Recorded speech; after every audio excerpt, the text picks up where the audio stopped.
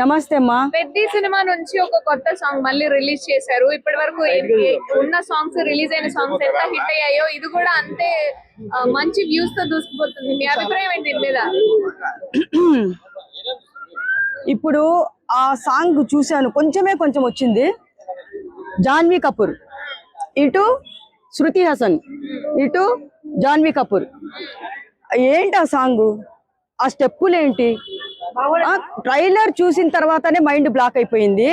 రామ్ చరణ్ గారికి ఇంత డాన్స్ లో ఇంత టాలెంట్ ఉందనే త్రిపురార్ లో చూసాము, కానీ దీంట్లో కూడా సూపర్ వేశారు. ఆ సాంగ్ చూసానమ్మా, చాలా బాగుంది నిజంగా.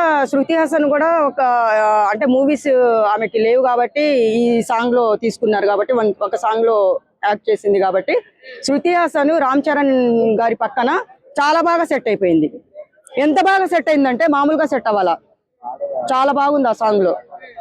స్టెప్స్ గానీ వాళ్ళ లుక్స్ గానీ ఎలా అనిపించాయి? బాగుంది స్టెప్స్, అదే చెప్తున్నాను కదా, స్టెప్స్ బాగా సూపర్ వేశారు. ఇద్దరు మధ్యలో రామ్ చరణ్ గారు ఒక ఊపేశారు, మామూలుగా కాదు. దుమ్ము దులిపేశారమ్మా, మామూలు దుమ్ము కాదు. సినిమా చూస్తే మాత్రము ఆ సినిమా చూడాలి మనం, అందుకే సాంగ్ కొంచెమే రిలీజ్ చేశారు. మొత్తం రిలీజ్ చేస్తే బాగుంటది కదా. పాటలో కూడా షర్టుకి చీరకి చిక్కుపడాలని అంటున్నారు. అంటే ఇప్పుడు షర్టుకి చీరకి ముడి పడాలని చెప్పాడా, చిక్కు పడాలని చెప్పాడా? అవును, డాన్స్ చేసేటప్పుడు ఆ మాత్రం చిక్కు పడదా ఏంటి? ఆమె షర్టు మామూలు షర్టు, ఆమెది వర్క్ది డ్రెస్ ఉంటది, అది చిక్కు పడుతుందేమో డాన్స్ చేసేటప్పుడు. ఆ మాత్రానికి చిక్కు పడాలి, అది పడాలని ఎందుకు ట్రోల్ చేస్తున్నారు పాపము. అది